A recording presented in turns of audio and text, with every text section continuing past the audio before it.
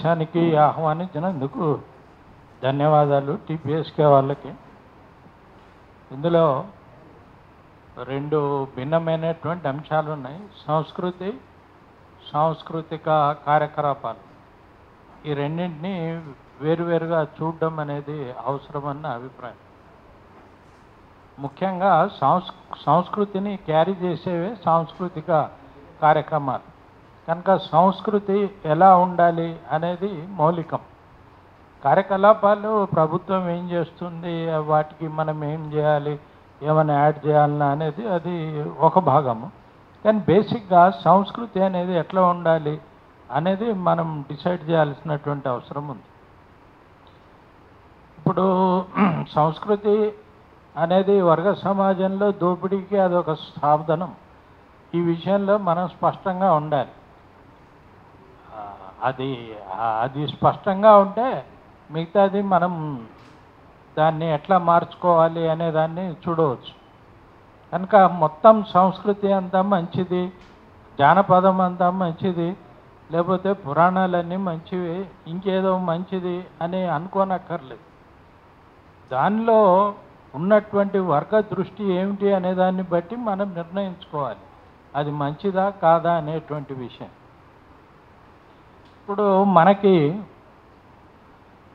ఇప్పుడు మనం కోరేటువంటి సంస్కృతి ఏమిటి అంటే అది చాలా ఇప్పటికిప్పుడు మనం ఈ రోజున్న దశలో మనం దాని గురించి మాట్లాడనక్కర్లేదు.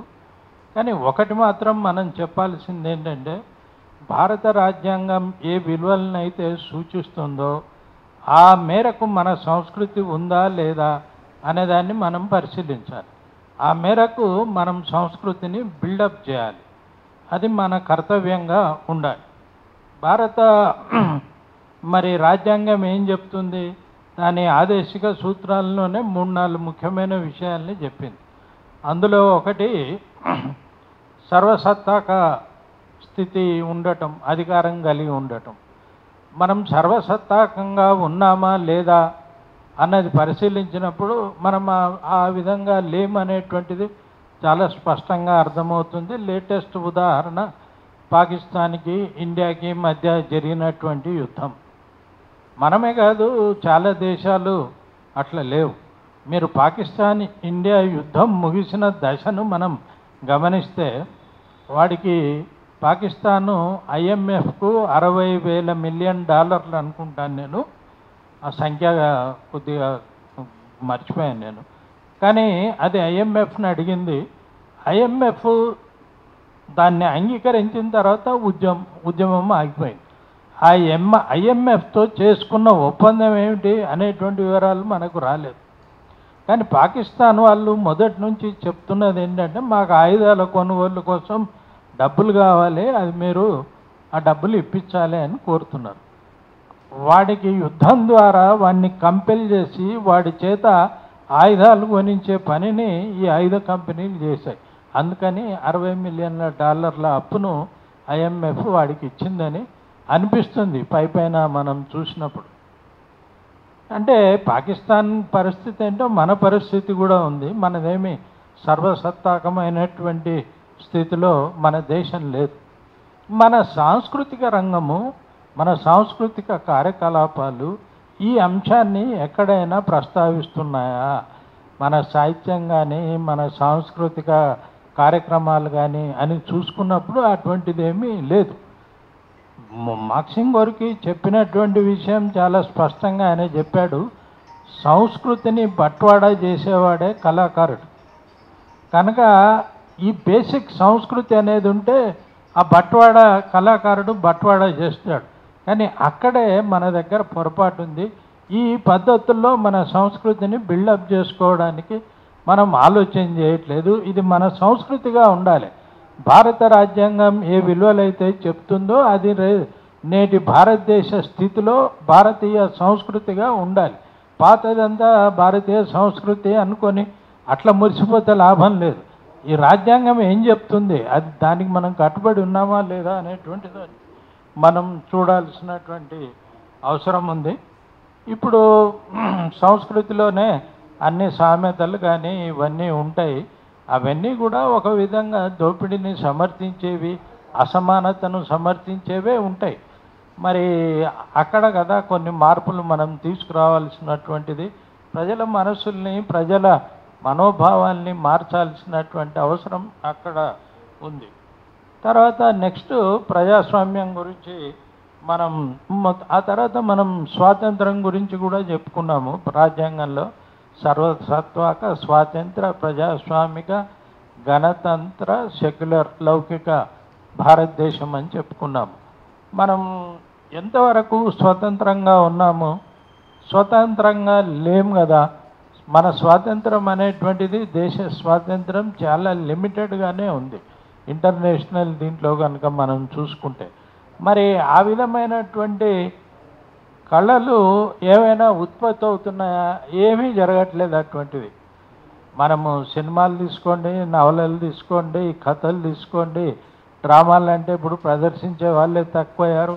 ప్రదర్శించబడుతున్నటువంటి డ్రామాలకు అభ్యుదయ దృక్పథం చాలా లిమిటెడ్ అభ్యుదయ దృక్పథం దాంట్లో ఉంది. కనుక ఆ రంగంలో మనం ఎక్కువ కృషి చేయాల్సినటువంటి అవసరం ఉంది. ఆ మేరకు ప్రభుత్వానికి కూడా కొన్ని సూచనలు చేయాలి. ఎటువంటి నాటకాలని ప్రభుత్వాలు ప్రోత్సహించాలి, ఎటువంటి సినిమాల్ని ప్రోత్సహించాలి. ఇప్పుడు రజాకార్ సినిమాకు గద్దర్ అవార్డు ఇచ్చాడు.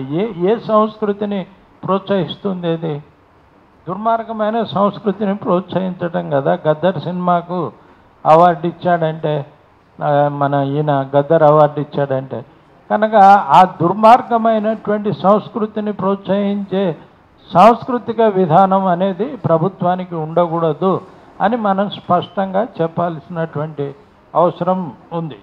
అట్లా మన స్వాతంత్రానికి సంబంధించినటువంటివి ఉన్నాయి. తర్వాత ఇంకోటి ముఖ్యమైనటువంటి అంశం సమానత్వం. ఈ సమానత్వం అనే దాంట్లో చాలా చాలా దూరంగా ఉన్నాం మనం. సమానత్వం అనేక రూపాల్లో మన దగ్గర లేదు. అది చిన్న పెద్ద కానివ్వండి, కులం మతం కానివ్వండి, లేకపోతే ఆర్థిక అంశాల ద్వారా కానివ్వండి, ఏదైతేనేముంది సమానత్వానికి మనం చాలా దూరంలో ఉన్నాం. గతంలో 60s వరకు సమానత్వం మీద, 70s వరకు సమానత్వం మీద చాలా క్యాంపెయిన్ జరిగేది. సాంస్కృతిక కార్యక్రమాలు, పాటలు అన్నీ కూడా ఆ సమానత్వం అనేటువంటి దాన్ని ముందుకు తీసుకెళ్లేటువంటివి ఉండేవి. ఇప్పుడు అది కంప్లీట్గా ఆగిపోయింది. సమానత్వం అన్న మాట మనకు సినిమా పాటల్లో వినపడదు, నాటకాల్లో వినపడదు, ఏ కార్యక్రమాల్లో కూడా వినపడదు. ఇది మనము సంస్కృతిలో మనం ఈ సంస్కృతిని ప్రోత్సహించాలంటే ఆ సాంస్కృతిక అంశాలని మనం ఉపయోగించుకోవాలి. ఆ సాంస్కృతిక అంశాల ద్వారా సమానత్వం అవసరము అనేటువంటి విషయాన్ని మనం చెప్పాల్సినటువంటి అవసరం ఉంది. సమానత్వాన్ని దెబ్బతీస్తున్నది ఏంటి? కుల వ్యవస్థ. కుల వ్యవస్థ అనేది సమానత్వానికి అవకాశం ఇవ్వదు. అసమాన సమాజాన్ని కుల వ్యవస్థ సృష్టిస్తుంది. కనుక ఈ కుల వ్యవస్థను దెబ్బతీసేటువంటి ఉద్దేశం ప్రభుత్వానికి ఉందా లేదా, ఆ లక్ష్యం దానికి ఉందా లేదా అనేటువంటిది మన దృష్టిలో ఉండాలి. మనం చెప్తున్నటువంటి ఈ అంశాలన్నీ, సూచిస్తున్నటువంటి అంశాలన్నీ కుల వ్యవస్థను కానీ, కుల వ్యవస్థను నాశనం చేయడానికి, దాన్ని పతనం వైపు నడిపించడానికి, సమానత్వాన్ని సాధించడానికి ఉపయోగపడుతున్నాయా లేదా అనేటువంటి దాన్ని బట్టి మనం వాటిని అసెస్ చేయాల్సినటువంటి అవసరం ఉంది. ఇప్పుడు మనం అనేక సంస్థలు మీరు పెట్టాలి అంటున్నాం. అది పెడితే గవర్నమెంట్ పెడుతుంది, కానీ దానివల్ల ప్రయోజనం ఏంటి, ఎటువంటి ప్రయోజనం ఉండాలి సొసైటీకి అనేటువంటి స్పష్టత మనకు ఉండాలి. దాన్ని మనం అందులో మన విధానంలో ఆ విషయాన్ని చెప్పాలి. ఇప్పుడు చూడండి, కులం అనేటువంటి దాన్ని ఫైట్ చేయడంలో కులాంతర వివాహాలు ఒక ముఖ్యమైనటువంటి అంశం. అనేక అంశాలతో పాటు కులాంతర వివాహాలు ఒక ముఖ్యమైన అంశం. ఈరోజు కులాంతర వివాహాలు జరుగుతున్నాయంటే దానికి కారణం రిజర్వేషన్ల వ్యవస్థ. ఒకవేళ రిజర్వేషన్లు అనేటువంటిది లేకపోతే కింది కులాల నుంచి ఇంతమంది చదువుకునే వాళ్ళు కాదు, ఈ స్థాయిలోకి రాగలిగినటువంటి వాళ్ళు కాదు. అట్లా వచ్చారు కనుకనే కులాంతర వివాహాలు జరుగుతున్నాయి. లేకపోతే సొసైటీ ఎక్కడ ఉన్న సొసైటీ అక్కడే ఉండేది. రిజర్వేషన్లు లేకపోతే ఎక్కడ ఉండే సొసైటీ అక్కడ ఉండేది. సరే, ఇప్పుడు కులాంతర వివాహాల పట్ల ప్రభుత్వ ప్రోత్సాహం ఎట్లా ఉంది? ఇది దగాకోరు ప్రోత్సాహమా? నిజంగానే ప్రభుత్వం చిత్తశుద్ధితో ఆలోచిస్తుందా అంటే అది దగాకోరు ప్రోత్సాహమే. వాళ్ళు ప్రభుత్వంలో ఉన్న వాళ్ళు కుల సంస్కృతిని కొనసాగించాలని కోరుతున్నారు, కనుకనే దానికి ప్రోత్సాహం లేదు. ఒక లిమిటెడ్ నంబర్ ఆఫ్ జంటలకి ఇస్తామనటం ఒకటి, తర్వాత పెళ్లి చేసుకున్న తర్వాత అప్లికేషన్ పెట్టుకుంటేది సంవత్సరాల తరబడి పెండింగ్లో ఉండిపోవటం, అది అక్కడ పడిపోవటం, తర్వాత వాళ్ళు ఇచ్చేటువంటిది ఒక నామినల్ అమౌంట్గా ఉంది. కనుక మనం కోరేది ఏంటంటే నా ప్రపోజల్ ఏంటంటే కులాంతర వివాహాలు చేసుకున్న వారికి 10 లక్షల రూపాయలు వెంటనే ప్రభుత్వం సహాయం ఇవ్వాలి. కులాంతర వివాహాలు చేసుకున్నటువంటి వాళ్ళకి రక్షణ కల్పించటం అనేటువంటిది ప్రభుత్వ బాధ్యతగా ఉండాలి. ఇప్పుడు ప్రభుత్వము దాన్ని కేవలం ఒక క్రైమ్గా చూస్తుంది, క్రైమ్ కాదు, దాంట్లో సోషల్ యాంగిల్ కూడా ఇన్వాల్వ్ అయింది. కనుక అదనంగా దాన్ని చూడాల్సినటువంటి అవసరం ఉంది. అది మనం సాంస్కృతిక కార్యక్రమాల ద్వారా దాన్ని ప్రాపగేట్ చేయాలి. ఏ సాంస్కృతిక కార్యక్రమాలు ఈరోజు ఆ అకాడమీలు చేస్తున్న దాంట్లో అవి పనే చేయట్లేదు అనుకోండి, చేస్తే కూడా గతంలో పని చేసినప్పుడు కూడా వాటికి అవగాహన ఉందా అంటే లేదా అవగాహన. ఆ అవగాహన ఉండాల్సినటువంటి అవసరం అనేటువంటిది ఉంది. తర్వాత కులాంతర వివాహాలను